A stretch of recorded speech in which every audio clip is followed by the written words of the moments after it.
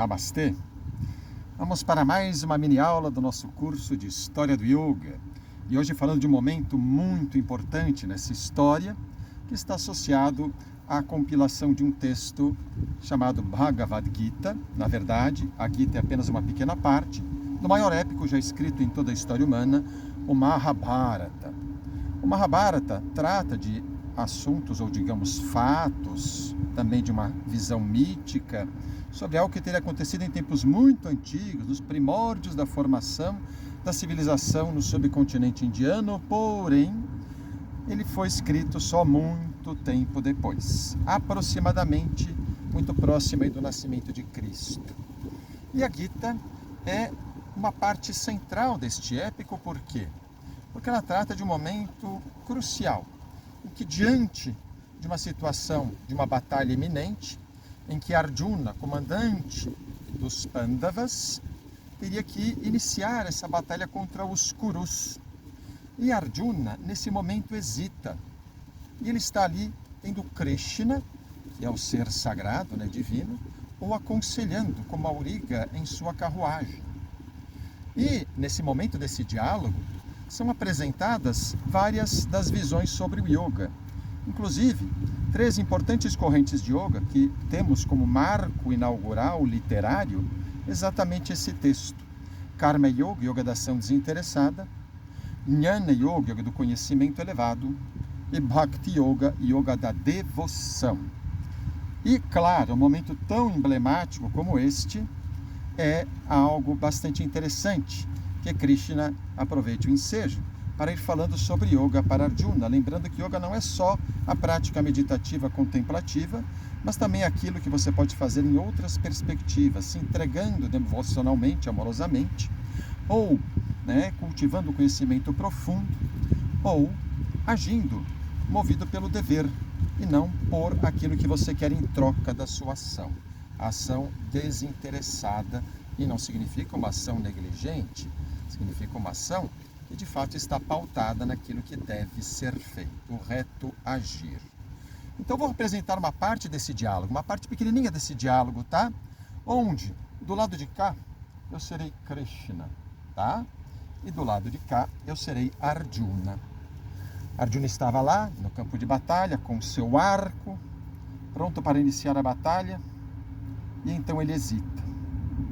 E ao hesitar, ele fala para Krishna: meus membros fraquejam, minha boca resseca, meu corpo treme, meus pensamentos formam um turbilhão.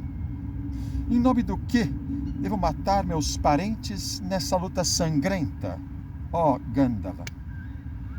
E Krishna, então, começa a lhe responder: não se é livre do dever porque se deixa de agir. Fazer o seu trabalho é melhor do que a inação. Os ignorantes executam seus deveres com apego aos resultados. Os sábios para conduzir pessoas ao reto caminho. Apresenta, assim, a ideia central do Karma Yoga, o yoga da ação movida pelo senso de dever, pelo Dharma. Mas Krishna continua: aquele que, vivendo entregue ao yoga, vence a si mesmo, refreia seus sentidos, identifica o seu eu como de todas as coisas. Então, se você identifica o seu eu como de todas as coisas, não há mais conflito. Este é o caminho do conhecimento elevado, Jnana Yoga. E Krishna vai além. Mantendo seu pensamento, Arjuna, amorosamente voltado para mim, chegarás a conhecer qualquer forma de divindade a que um devoto pretenda render culto com verdadeira fé, sou eu quem inspira esta fé. Então ele apresenta o caminho da devoção. E a devoção não é uma figura específica, não é o Krishna em particular, é a devoção ao próprio absoluto. E essa entrega também é libertadora, portanto este é o caminho do Bhakti Yoga, o yoga devocional. Então, Arjuna, depois de receber todos esses ensinamentos, agora sou Arjuna, conclui: desvaneceu-se minha confusão. Por tua graça recebi a iluminação. Minhas dúvidas se dissiparam. Seguirei teus preceitos. A partir daí, Arjuna inicia o combate. E as pessoas podem se perguntar, mas professor, faz sentido o yoga associado a uma guerra?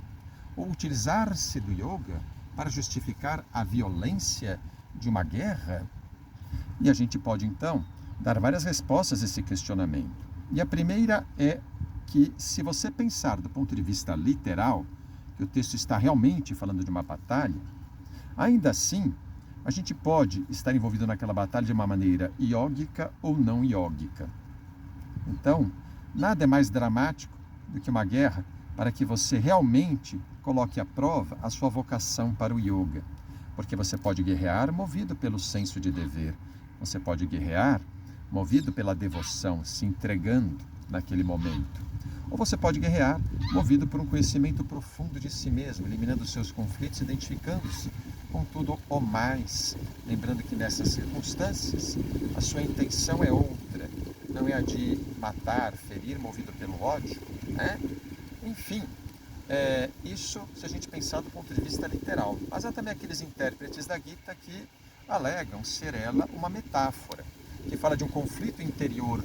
E quando nós estamos no caminho da espiritualidade, chega um momento em que a gente tem que matar algumas daquelas coisas que nos são muito familiares, ligadas muito à minha visão egocêntrica, por exemplo, e eu tenho conflito em tentar matar aquilo, né, para poder seguir no meu caminho. Mas é necessário, se eu quiser continuar a caminhada, fazê-lo, tá? E aí a gente também tem que lembrar algo que é muito particular e peculiar nesse contexto, porque a Gita trata disto. São familiares de Arjuna que estão no outro clã e aos quais ele tem que combater, além de amigos, antigos mestres, atuais discípulos. Então é natural que Arjuna tenha esse conflito, porque é um conflito profundamente humano, tá? Agora, depois disto, desse texto, nos séculos seguintes, outros textos vão surgindo e vão, inclusive, dando corpo a essas visões do Karma Yoga, Bhakti Yoga principalmente, e também do Jnana Yoga, tá? Por exemplo, falando do Jnana Yoga, temos que lembrar que ele preconiza um princípio de sadhana chatushaya, que é um caminho com 4 aspectos basilares desse caminho. Viveka, o discernimento, a capacidade de discriminar entre o real e o irreal, entre o eterno e o temporário. Vairagya, a entrega. Shada Sampat, que são as virtudes a serem cultivadas, como a tranquilidade, né? O domínio dos sentidos, a fé, Shraddha. E Mumukshutva, que é aquela motivação inquebrantável para a libertação. Um dos principais expoentes desse movimento é Adi Shankaracharya, que teria vivido no século VIII da nossa era e é considerado um importante sistematizador, né, do Jnana Yoga. E com relação ao Bhakti Yoga, por exemplo, temos também algumas visões metodológicas interessantes. Uma delas exposta no Bhagavata Purana, de Prahlada, um texto devocional onde esse autor ali apresenta várias das formas de cultivo da devoção, como, por exemplo, Shravana, contar histórias sobre seres sagrados, Kirtana, os cantos devocionais, a gente ainda hoje vai em Kirtanas, né, no meio do yoga, são muito comuns, tá? Smarana, ficar rememorando, né, esses seres sagrados, prestar serviço e assim por diante. Esse texto também é mais ou menos de uma mesma época, né, em meados daquilo que a gente chama de era medieval na concepção ocidental, entre os séculos 8 e 10 da nossa era. E assim, vamos tendo caminhos se abrindo para a consolidação dessas outras abordagens de yoga. Karma Yoga, o yoga da ação, Bhakti Yoga, o yoga da devoção, e Jnana Yoga, o yoga do conhecimento.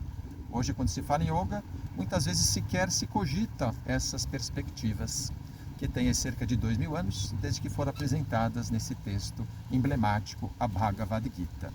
Aliás, aqui tem uma versão da Gita que eu indico muito, leia qualquer uma das versões, mas é importante que seja uma versão de preferência, que não tenha muitos comentários que tentem enviesar a compreensão do leitor com base no sistema de crenças ou na visão de mundo do próprio comentarista e tradutor. Então, gosto dessa versão do Roviralta Borrell, mas ela é antiga, você só acha com muita sorte em sebos virtuais. Bem, vou ficando por aqui e lembre, na próxima aula chegaremos enfim ao Yoga Sutra de Patanjali. Namastê!